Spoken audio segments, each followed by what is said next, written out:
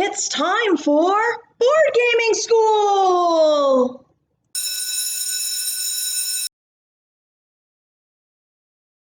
Welcome back to another episode of Board Gaming School. Today, basically, we're going to be talking about two different types of games. We're going to look at Cardline as well as Timeline.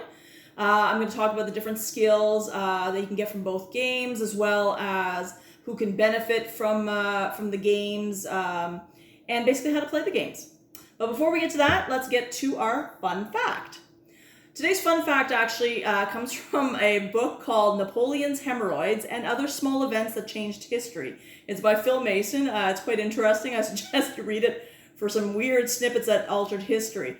The reason I picked this fun fact is because Timeline basically is almost like they do have some that are history related, so I thought it was kind of fitting. So the Battle of Waterloo, which was in 1815, could have had a very different outcome had it not been for Napoleon's hemorrhoids. The morning of the battle, his hemorrhoids prevented him from getting on a horse and keeping a watchful eye on the battlefield, as was his habit. Being distracted with the pain, he failed to issue clear orders, which delayed the battle. So the battle actually began at 11:20 in the morning, which was 5 hours later than he had intended to start. They were eventually overcome by the arrival of the Prussians that evening, which begs the question, would the battle have been over and won by Napoleon had he not delayed that battle because of his hemorrhoids? The Duke of Wellington, who led the winning side that day, stated, "I never took so much trouble about any battle and never was so near being beat." So it's entirely conceivable that had Napoleon not had the misfortune of hemorrhoids at the wrong time, the outcome of Waterloo and the future of Europe could well have turned out differently. Another case of a tiny little event having a big impact that changed the world. It's too bad Preparation H wasn't invented until about 100 years later. So now let's take a look at Timeline and Cardline specifically and kind of compare them a little bit. As you can see in the following frame, basically we're talking now about both games play 2 to 8 players, basically, and the approximate time you're looking at is about 15 minutes. Obviously, I think 8 players will probably make a longer game than 2 players. I will demonstrate just a 2-player game myself later on in the video. Timeline, basically, your age you're looking for is basically 8 and up, whereas Cardline is 7 and up. I would probably recommend the lower age children to be playing Cardline, because Timeline actually requires dates, and so a lot of children in the younger grades may not be aware of what happened at what date. So I would probably leave Timeline more to intermediate and high school, as well as adults and seniors. Cardline more to the lower levels. That is not to say, though, that Cardline cannot be played by adults. It can be played and enjoyed by adults, as you'll see later on in the video. There are different varieties of Timeline and Cardline that are available. Both of them are in English and French, so depending on whether you're trying to practice a particular language or whether you just want to play in a particular language, you have that option. So as you can see in this frame here, basically Timeline, I'm just going to name a few of them here. There's science and discoveries, inventions, events, diversity, music and cinema, Star Wars, history, such as Canada, Korea, Russia. So for example, in various classes for teachers, for example, you may want to use the science and discoveries or the various history ones, or perhaps in the drama or music class using music and cinema. Cardline has animals, dinosaurs, Globetrotter, and Marvel Comics. We'll go into more further detail about those ones a little later on in the video when I'm showing you the various games. So let's discuss right now basically the skills and the benefits that can come from basically either playing with Cardline or Timeline. Let's look at teachers first of all. If you're elementary, I would probably suggest more Cardline with regards to the various types that we've discussed. For example, if you're just learning about dinosaurs, you're learning about animals. We'll go into further detail about the specifics of the games in a moment. But basically, and Timeline, basically, I would suggest for either intermediate or high school level students.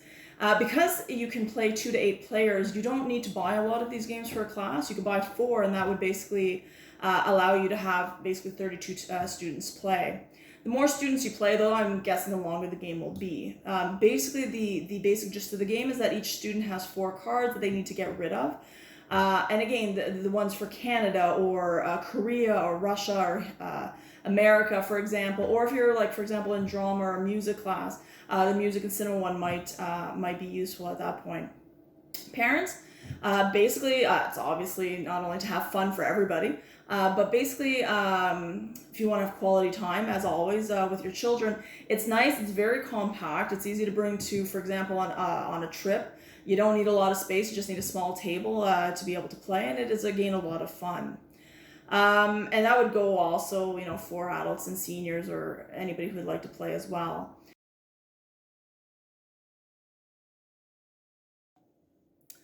So right now I have timelines set up for you. As you can see, basically each player has 4 cards. So we'll have player 1 right here and player 2 here.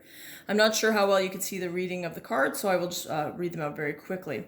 So this player here, he has the cards First Pyramid, the coronation of Pharaoh Ramses II, the invention of chewing gum, and the first Woodstock Festival. The other player has the domestication of dogs, the Chernobyl disaster, American Declaration of Independence, and the discovery of Nazca geoglyphs.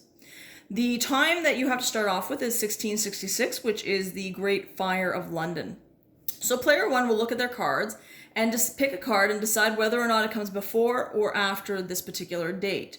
So let's say, for example, the First Pyramid, for example, they believe it is before the Great Fire of London. Okay, so they put it right here. They will flip it to see whether they are correct, and clearly they are correct. Now it goes to the other player's turn. They will pick one as well. So they've got the domestication of dogs. Let's do the domestication of dogs. Fairly easy. Is it before the pyramids or after? I'm thinking that it's going to be before, because dogs have been domesticated for a very long time. And so we flip that over, and that is correct. So in this particular game, basically, in order to win, you want to be able to get rid of all of your cards, okay? The first person to do that will win the game. Now let us pretend, though, that basically there is something that's done incorrectly. So for example, let's say the Chernobyl disaster, let's say they did not know when that had taken place. Let's say that they decided, actually, hold on, it's this player's turn, isn't it? So let's say, for example, the invention of chewing gum. Okay, I don't really have any clue when the invention of chewing gum was. Let's say that we do put it between negative 2,650 and 1666. We put it there, and it is actually incorrect. So in the case of a card being put incorrectly, they would basically put it in the discard pile, okay, over here, and they would take another card to replace it. So clearly they are not going to be speeding up, I guess, to the finish line at this point, okay? The game continues basically until one player has lost all 4 cards, as mentioned earlier. Now, in this game, basically, you're using various things. You're going to be using working memory, things that you've learned and remembered throughout the years. You're also going to be using the inference of graphics. So for example, if we take a look here at the discovery of the Nazca geoglyphs, again, the person may have no idea what that is, but by looking at the actual picture, it looks like somebody's flying a plane. So that does, narrow down the history timeline, for example. It doesn't make sense that it would be in the time of the pyramids or even the Great Fire of London. Then most likely it will be coming after the Great Fire of London. Also, if we look at the coronation of the Pharaoh Ramses II and the First Pyramid, chances are, just by problem solving and inference, that the coronation of Pharaoh Ramses II would have come after, obviously, the pyramids were built. At least the first one was built. So you're using problem solving, you're using working memory, you're using inference as well, and you're learning those skills throughout the entire game.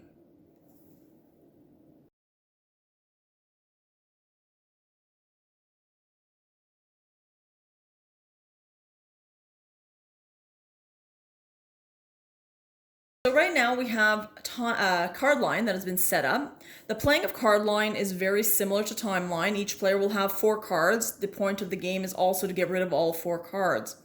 The difference with Cardline, and in this case it's Cardline Animals that we're playing, is that you've got basically cards with beautiful pictures of animals on them. And I'm not sure if the camera's actually picking it up, but on each card there is a scientific name for the animal. So as a teacher, for example, if you're doing some sort of project on animals, again, this might be a good game to try out.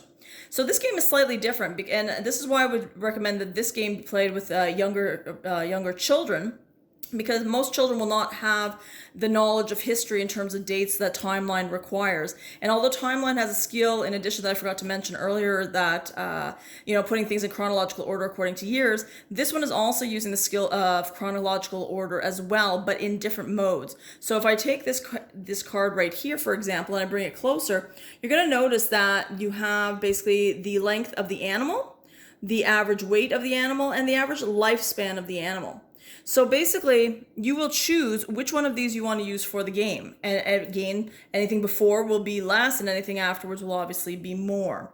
The same skills in timeline are obviously valuable in Cardline as well. So if we take a look, for example, the player 1 decides they're going to use the ferret. Let's use the length of the animal. Clearly, if they've been to a zoo, for example, and they're remembering some sort of documentary, the ferret will not be as long as the actual lion. So they put that there, and they turn it over, and they are correct. Okay. The next player goes and decides to use the rhinoceros. So again, the rhinoceros, they decide, I'm going to actually just move this out of the way so I can have some space. They decide that the rhinoceros is going to be longer than the lion. So they decide to put it there, they turn it over, and when they turn it over, they are correct. The average length of the lion is 5.7, the rhinoceros is 13.1. And the game continues again until you have one person that has no cards left. The same thing as in timeline is that, let's say, for example, something has been put in. So let's say, for example, somebody has, excuse me, no clue what they're talking about. They put the length of the bee to be longer than the length of the ferret. They flip it over. Again, it is incorrect. It would go into a discard pile, and then they would be required to take another card to replace that. Okay? And that's how you play Cardline. So I hope this video has helped to give you a better understanding about Cardline as well as timeline. And I hope to see you in future episodes with other games to demonstrate as well. If you liked the video and enjoyed it, please make sure that you press the like button and you subscribe so you can see more videos. Have yourself a great day. Bye.